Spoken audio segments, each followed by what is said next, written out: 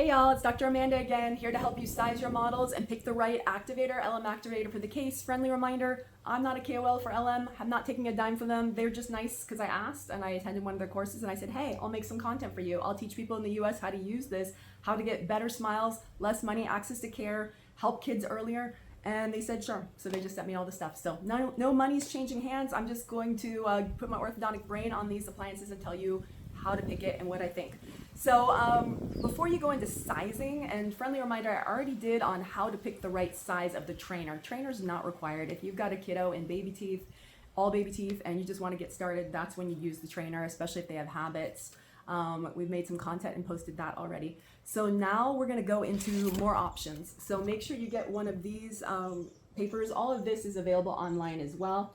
So you need to decide if your child is going to be high or low. That's really easy. I'm low. Low means low angle. If you don't know the difference between low and high angle, you should go into all my Ceph content, all my diagnostic content at Straightsmile Solutions. We can help you pick that. So low angle versus high angle, you can tell by the profile. Hopefully you guys are doing things properly, getting Cephs and learning to diagnose properly. You really should. If you're just throwing silicone appliances at patients without a reason, you're gonna get in trouble. So have a reason, know what you're doing. These aren't magic. They're only magic if you pick the right size and the right fit, and if you educate the patient on how to wear it and when to wear it. So, and if they actually wear it. So you got your low versus high, right? So let's take out a low and a high so you can see the difference. So let's see, this is a low. This is a low. This is a low. Seems like they don't have a lot of highs. Let's see, what did they say? Oh, they sent me a high. Okay, perfect. So I'm going to show you the difference. These things are really stuck. I think I brought a knife to open these up. All right, without further ado, hang on. Knife time. Okay. Let me cut myself in front of you guys. Okay, so this is high. Let's go to this. And then I'll pull out a low for you. So this is a high 55, high long. So let me pick out a low long for you so you can compare the difference. Low short. Goodness, do I have a low long? High short. Okay, we'll do that instead. Change of plans. Okay, we'll show you two shorts. This is going to be high short. Okay, so you can see the thickness. Do you see the thickness of the plastic in the back? See it? It's pretty thick. See that? So it's a thicker base. The benefit of this is if you had a high angle patient, so you took the Ceph, they're going down, you should be looking at airway. This could theoretically put some pressure on the back teeth, help with some intrusion, or at least prevent, more issues from happening. So that is that. So you can see the thickness. Now let's pull out the low. So this was low short. Sorry, high short. This is low short. Okay, it's a lot thinner. Can you see the difference? Let's pull both up so you can see the difference. This side, high, low. You see the difference? I'll even take it out from the plastic so it doesn't play. This side, low. This side, high. See, it's thicker. See the difference? Okay. Just make sure I put them in the right ones. Boom. Oh, mix this up. Okay, there we go. Oh, what did I? Now I really mixed it up. Okay, that goes there. All right, so you guys got that. You got the low and high. Easy to understand. Next thing we've got is short versus long. Again, easy to understand. So your short is normally if only your 6-year-old molars are in. Your long is if your 12-year-old molars are in. So you can see the difference on the size, right? Or I can even put them stack one on the other. You guys can see one is longer.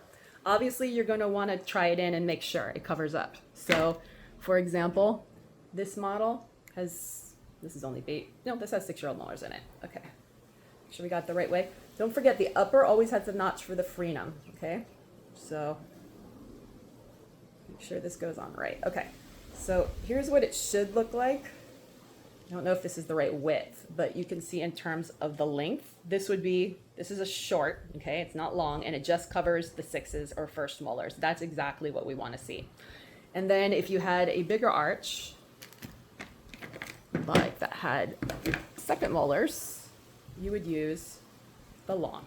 So here's a model. Granted, this one has an expander in it, but you guys can kind of see it covers the second molar. So of course, you can't just go by if first molars or second molars are in. You have to actually try it in, right? Because some people have small teeth and they might need a smaller one. Some people have big teeth and they may need the long one even they don't have second molars in. So I would make sure your molars are covered at least 100% would be great. I would say bare minimum 3/4. Otherwise, I would size up for the long versus short. So good. We went over high, low, long, short. Those are really self-explanatory. Then they have a few other variables that are a little bit more confusing.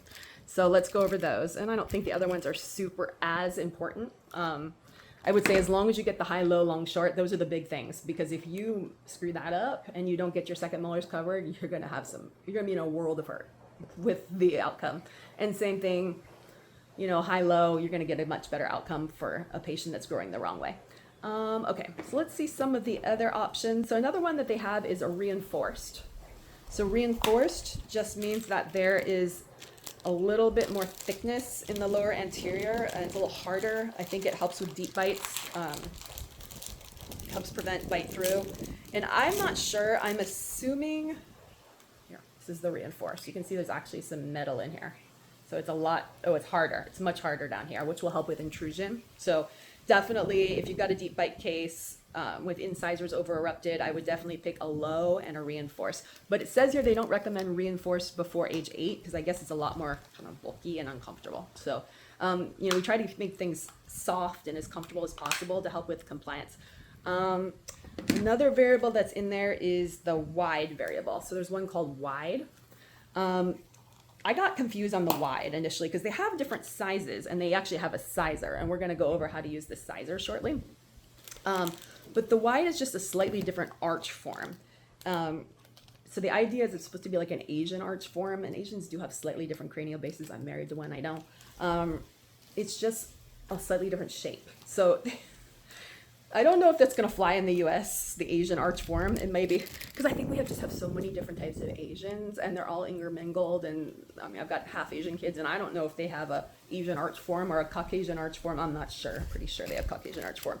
But anyways, that's another variable. I'm not sure how to use that one. Let's see if there's any other ones. We went over reinforced. We went over low, long. Oh, you can probably look at this. We went over wide, the Asian arch form. Yeah, that's pretty much it. So besides that, all you have to do is find your size. So this is the sizer. Okay, so they have 2 different generations of products. They have my LM and the original LM. And there's 2 different sizers.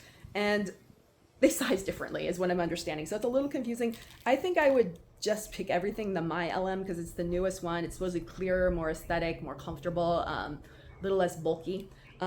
If you don't have the size, but there's more sizes in the older one, excuse me. Dropping what's going to go in my mouth. But I mean, you just got to find what fits. I don't think there's that much of a difference. Okay, so basically the way you size is I'm going to show you on a model first, and then I'm going to do it on myself.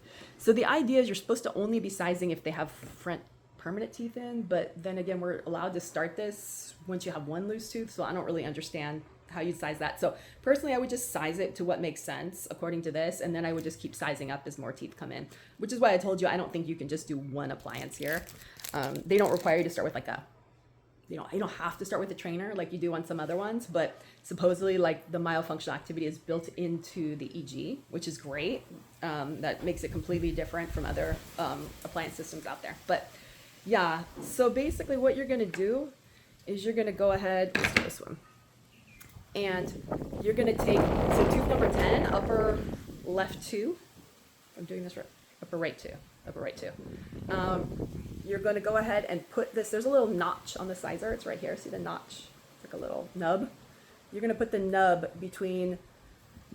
on the distal of the 2. Okay, and granted, I know these are baby teeth, okay? So you see the nub, I'm putting it there, and then it's silicone, so you just stretch it around, okay, all the way around the other side, and you adapt it. You got to actually smash it on. And then you see where the end of the distal of the other 2 hits, okay, what size works. So in this case, oops, yes, I did it right. In this case, it looks like it's going to be about a 45 is what I'm seeing there. So then you just put in a 45 appliance. And if it was a spacing case, you would wear the 45 until it started to resolve, and then you go down to a 40. And if it was a crowding case, you start with a 45 and you go up to a 50, and so on as you start to go up. Does that make sense? So it's an aligner. You're still going up. If you still have crowding, keep moving up until it doesn't fit anymore. And if you have spacing, you can move down, constrict the arch, improve the arch. So that's basically how it works. So you can see here, I'm gonna go ahead and size myself. Go ahead and do it like this. Okay. So all you gotta do is just on and reach it around and see what size you are, right? So let's say, for example, I'm 50. That's just a guess because I couldn't really see. I would be low and long because I'm low angle and I have my second molars in. So I found a 55. They didn't give me every size, but I'll just kind of show you how it fits. Oh, I have another one here. What's the other one? Low, long, wide. Okay, we'll try both in. I'm not Asian, but let's see. We'll see which one feels better, and then we'll debunk their Asian myth. Okay. Low, long, 55. So if I had a little crowding, then I would use 55. Otherwise, I'd use 50, but it should be fine. Okay, low, long. I did not try this in yet, so we'll see. We'll see. This should fit me. Okay. Notch goes on the top.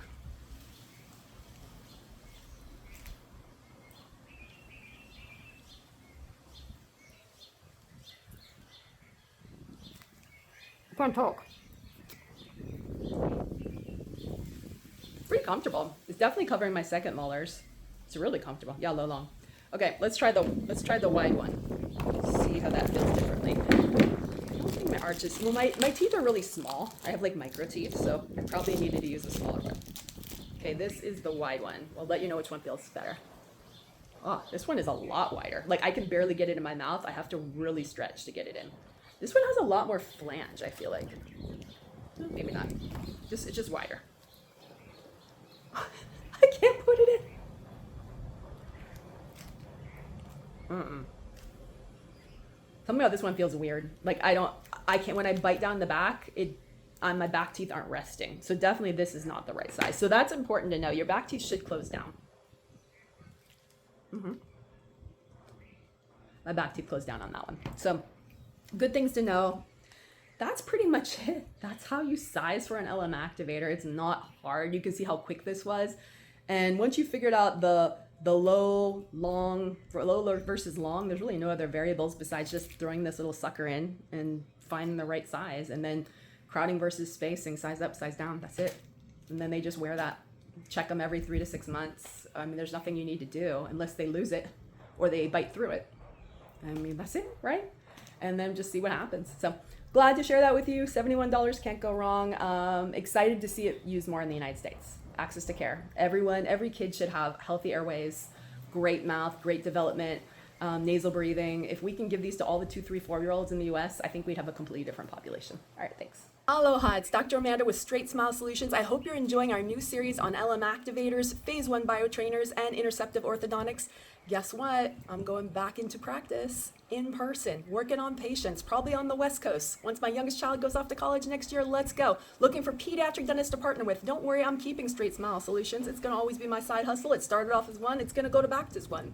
But I'm looking to partner with the best pediatric dentists, the best ENTs, and to start a completely medicalized orthodontic practice.